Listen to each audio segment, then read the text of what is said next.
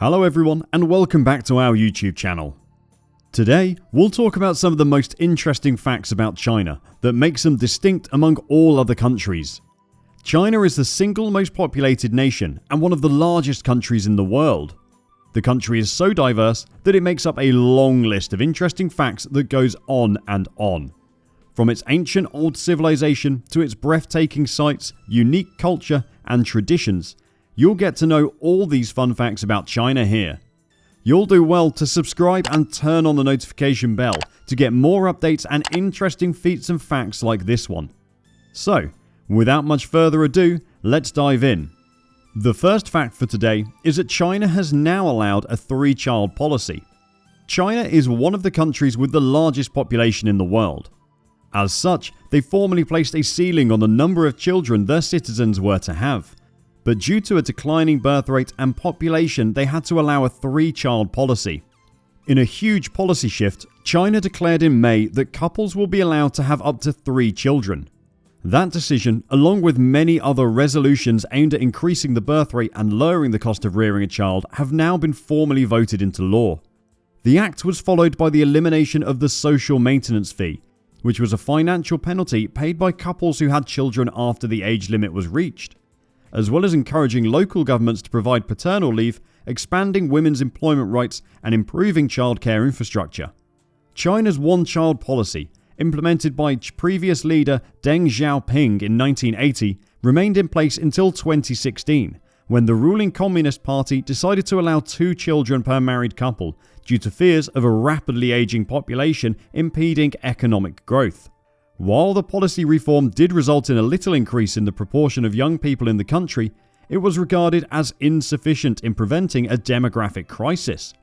Even though a 3-child policy has been announced, many people are skeptical, wondering how it would address issues that the 2016 change failed to address, such as increasing living costs and excessive working hours. Number 2 for today is that China created the earliest calendar around 2600 BCE. A lunisolar calendar is used in China. For approximately 4,000 years, it's been used in China. In ancient China, the calendar was important both as a guide for agricultural activities and as a sign of a well-governed empire whose ruler was supported by the mandate of heaven. Every year, the emperor released a calendar compiled by an astronomical board. Each month began on the first day of the new moon in the ancient Chinese lunar calendar, with an extra day added from time to time to catch up with drifts between the calendar and the actual moon cycle, and intercalary months added at the end of the year in an arbitrary method.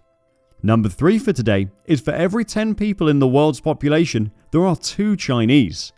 China continues to have the world's largest population, equivalent to half of the planet's population. There are at least 10 Chinese individuals for every 10 people on the planet. Over the last 10 years, their average annual growth rate has been 0.53%, down from 0.57% between 2000 and 2010, bringing the population to 1.41 billion.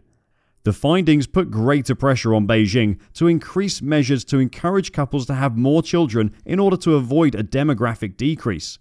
The census took place in late 2020, with 7 million census takers going door to door to collect data from Chinese homes.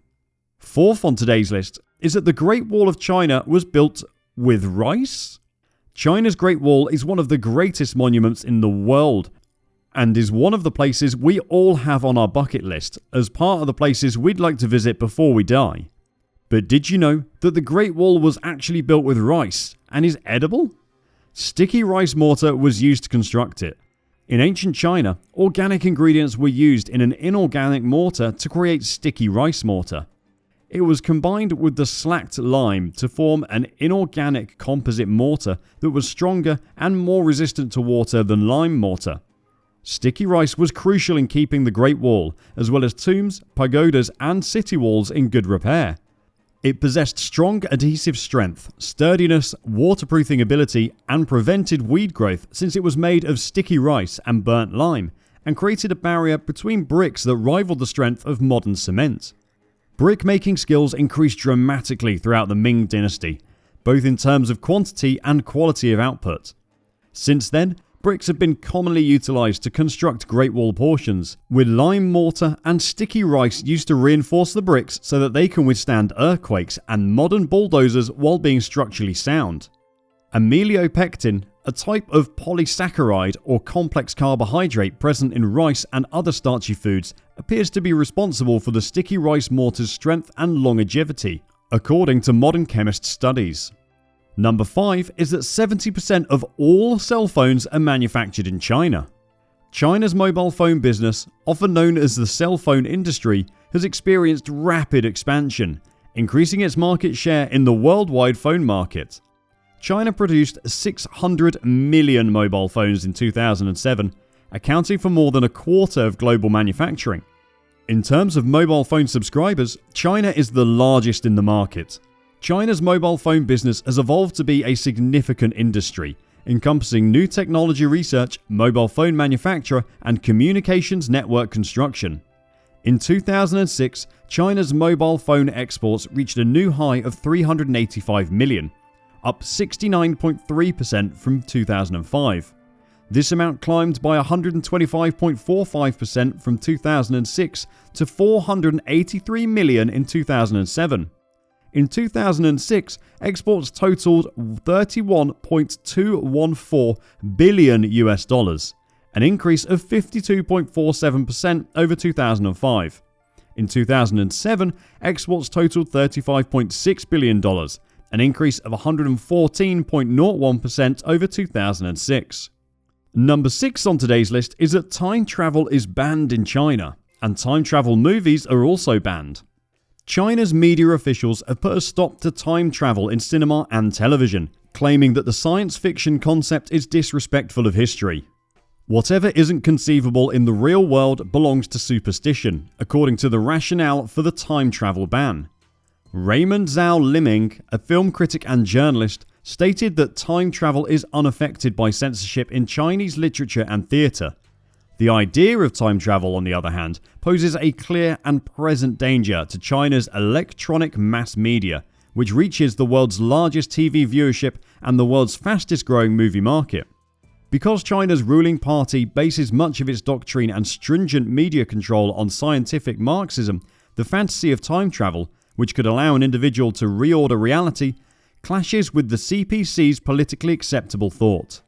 Number 7 is that toilet paper was invented in China. Can you picture a future where toilet paper isn't available? I'd rather not, to be honest. We frequently take for granted this basic invention.